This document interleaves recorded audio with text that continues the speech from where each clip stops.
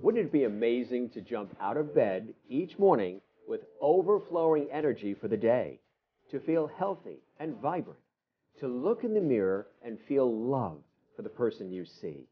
Wouldn't it be wonderful to experience profound peace and joy with trust in every moment, confident that everything is working out exactly as you'd like it to? This experience is accessible to you right now. I'm Jim Masters, CUTV News. Jonathan R. Wachtel is the founder of Inspirational Life Guidance, where he helps people transition toward living more fulfilling lives. Whether it's regarding career, relationships, health, finances, or any other area of life, Jonathan helps clients clarify what they really want to experience and listen to their own internal guidance as it leads the way there. He is also the creator of the Life Guidance System, which addresses these internal dynamics first. And today, he teaches his Life Guidance System to others, life coaches, psychologists, social workers, therapists, and other mental and emotional health professionals, training them to guide people toward their ideal lives more effectively. To learn more about this incredible system and much more, Jonathan Wachtel is my special guest today on CUTV News. Jonathan, welcome to our program. It's good to be here, Jim. Good to have you here. So, the Life Guidance System, let's walk through some more of that as far as how somebody watching right now can go from whatever situation is that they're experiencing in life, whatever stage in life, whether it's good, bad, or indifferent, how they can go from that to enriching their life through your system. Somebody connects with you, what happens from there? So when someone connects with me and we start from scratch, someone's come to me, then the first step is to assess where you are. And the main thing is assessing where you are in terms of what you're feeling about what is. It's less about the physical things and more about what are they making you experience, because that's what you're making yourself experience. So then we get to that. So first it's, what are you experiencing in your life? Because the physical, a lot of times, is a response to what's going on emotionally, and whether you're getting illnesses or pains, a lot of times it's from stress and other things that are happening to you that you're not dealing with. So when you look at it from the perspective that it's actually always a reflection of the internal, then there's never a reason to question, is this internal, is this external, what do I address? The external I like the way you're is always the definitive. You're very definitive, which I like. It's not that it could be or should be, as I said. It always is. So if you approach it definitively, and sometimes I think when you approach life in a definitive way, you're going to get the things that... a lot more confidence. Right. It's much easier to get the results going you to want. come your way that you earned. Or Exactly. So they contact you, and... So then you assess where are they right now? So I would address, where are you right now? What are you feeling? What are you, what did you come to me? Why did you come to me? What's going on? What do you want to work on? What are your goals? What do you want to change? What's happening? Sometimes they don't know. Well, they're confused. They're just, I don't know what I want to do. I want to do everything. A lot of the time, they just know what they don't like. Yeah. And I don't like this about it, and I can't handle this anymore, and this is terrible. And so ultimately, that's the first step, is assessing what's going on there. Right. What are they feeling? And so basically, they're telling me, this is the pole. You're riding your bike looking at the pole that you don't want to crash into. I see the pole. I don't like this pole. I keep crashing into this pole. What do I do? What am I doing wrong that keeps attracting me to that? Exactly. I'm not trying to do it, but I end up that way. And ultimately, what's happening there is that we're actually focusing on we're often focusing on what we want to fix, change, or avoid. Yeah. In order to fix, change, or avoid it. Right. We focus on what's wrong, what's bad, what's not as we feel it should be in order to fix, change, or avoid it. But when we do that, it's like riding your bike looking at that pole, trying to avoid it. It requires a lot of forcefulness to actively try to turn the wheel a different direction, to actively steer somewhere other than your GPS is directing you, and because it's directing you where you're focusing your attention. And so then we end up in a place where we end up tuning out our GPS, we're forcing ourselves a different direction. The moment we let down our control, that we let down our guard, we crash into the pole, because that's where we were looking the whole time. And if we try to just ignore where we were looking, then we still crash into the pole, but then we just don't see it coming. And then our GPS is wanting to rebel, to escape, to resist. And then we identify with that, and then people start forcing us into things that we feel they're forcing us into things because they're reflecting how we were treating ourselves. And then, after we've already been controlling people, we didn't even realize we were doing that they're rebelling, and then we're rebelling from other people's control, and that we're playing out all the dynamics that exist in us. Nothing's getting done. Nothing You're is what stuck. we want. Everybody's You're rebelling. Stuck where you are. Yeah. So you know, it's when you try to lose weight by force, then you just keep falling right back to the weight that you were at. That's your anchor place. That's your identification. You actually want to step into a new identity, a new feeling reality, in order to make that familiar, make that your anchor, and then you're pulled toward that rather than constantly fighting against where you are. It's like we have this fire under us, and if we're constantly motivated only by getting burned or by being uncomfortably hot, then we're going to constantly need to be right near the fire. And so we have to stay reasonably uncomfortably hot and eventually every once in a while get burned in order to keep being motivated, you know, like when we're being motivated by fixing, changing, avoiding things.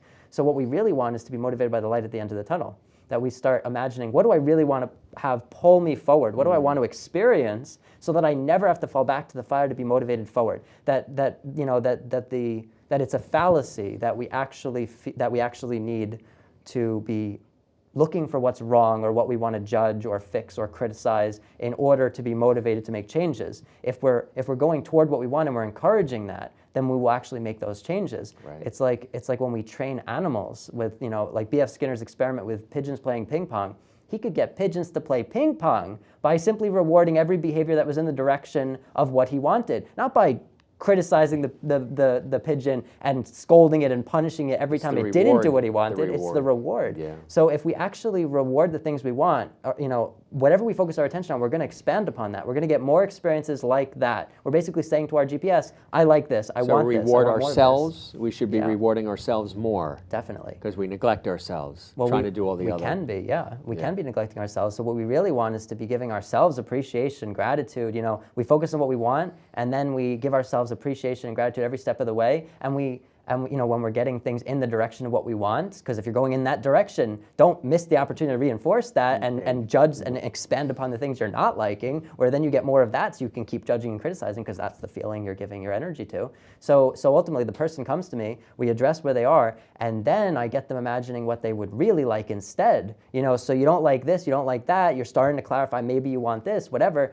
What would you, but you think it's a certain physical thing, you think you really need a different job or whatever. What do you really want to experience? What would you feel if you had, you know, if it were 6 months from now, a year from now, 3 years from now, whatever time frame seems appropriate, what would you feel if you were actually in your ideal career situation, your ideal relationship situation, your ideal health situation, you were ecstatic about your body, whatever. So if you were in that place, what would you feel? And then I help them imagine that, because ultimately we're usually really good with our negative emotional vocabulary when we've been practicing focusing on what we don't want, and we don't have much positive emotional vocabulary, and we need to work on that. Right. So I'll help them, you know, give some ideas. You know, well, it would be amazing if you feel like, you know, you're passionate about what you do. You love waking up each morning. It's exciting to do what you do. You would be doing this even if there were no money in the picture. That you're in a relationship where you feel so connected, that you feel so understood, that you feel so valued, you feel so appreciated, and you feel like this is so mutual. There's so much attraction. You know, so when you start to imagine those situations where you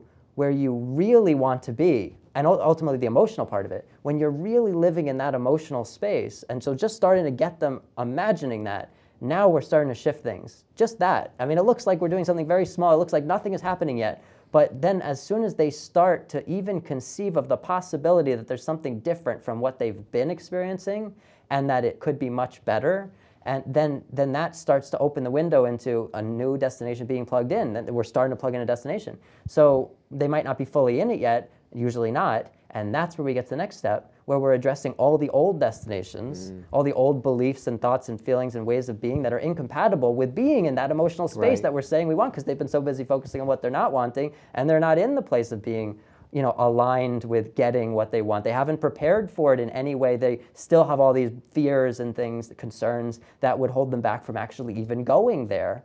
And so if we address all of those old destinations that they've plugged in, which is the next step, and that's what happens, that we end up addressing all the old destinations. So we're addressing all that internal stuff that's holding them back.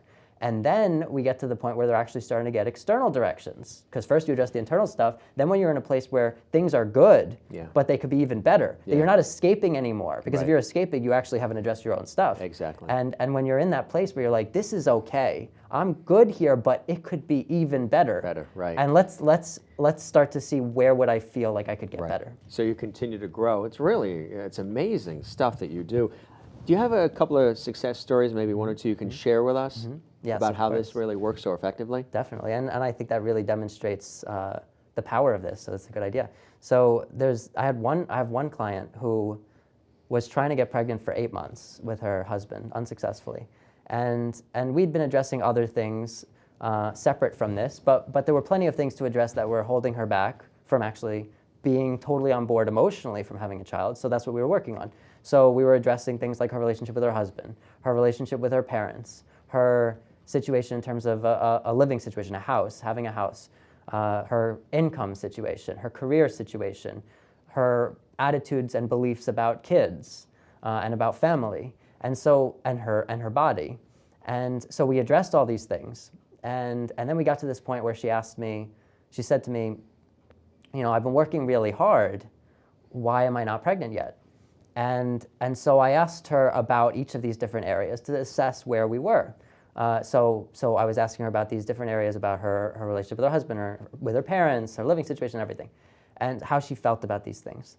And so we got to a place where she was sounding like she was actually ready. And so I said, it sounds like you're ready. The only thing left is that she was in the process of changing offices from an office where she worked with people who didn't have any kids and had no intention of having kids to an office with people, working with people who had young kids, were very family oriented and supportive of having life be, very much surrounding family. Sure. And so then when we were having this conversation, she hadn't yet told the people in her old office where she'd had her mentor and she really looked up to these people, and she wanted to be able to, not cut ties. But so she hadn't yet told those people that she was changing offices. She was afraid to have that conversation. So I said to her, the only thing left is for you to have that conversation. Right. Once you have that conversation, then within a few days, you'll be pregnant.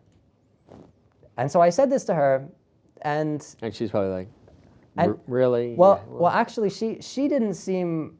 She actually seemed like she believed me. Everything was she was totally on board with that. That's great. In my mind, I was thinking, it sounds a little bit crazy, but it's worked in every other situation. And so I just put my trust in the system. This has worked in every other context. Why shouldn't it work here?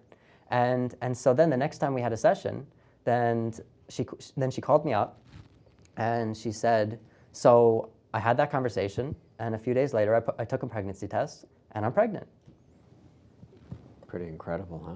And so obviously that just proves the power of the system, that you could address the internal stuff and external stuff changes.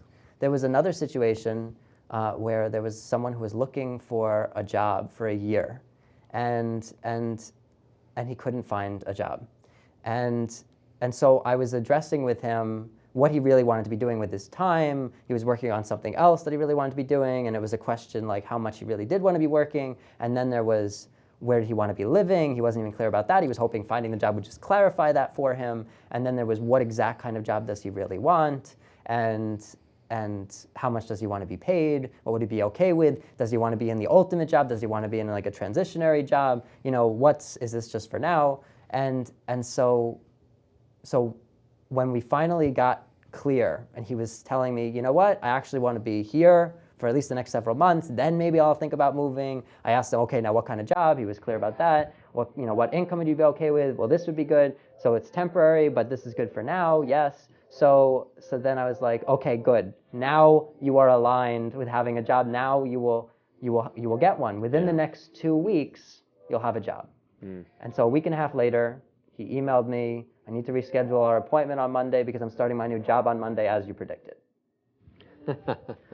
So it's these That's kinds amazing. of situations, they show the power of, if you change the internal, the external changes. The world is just, obviously if you address everything that's holding you back internally, right. then you could get whatever external results you want. If somebody's watching right now, and they could be just about anywhere, you have ability to consult and coach them from any location, right? That's accurate. So that's through Skype or through phone or through various... Skype, phone, Google Hangouts, whatever the person's comfortable with. So I could be, accessing people everywhere, and everyone can access me. And you're also a speaker as well, so going on location to speak in front of large groups, small groups, corporations, organizations too as well. Exactly. Which is great. Well, thank you so much for joining us, Jonathan Wachtel. We hope to have you back on our show. Thank you, Jim. Thank you. And to learn more about the wonderful work of the Life Guidance System and Jonathan Wachtel, go to his website. It is an incredible website, rich and filled with great content. It's very interactive as well. InspirationalLifeGuidance.com. Thank you for joining us. I'm Jim Masters. See you, TV News.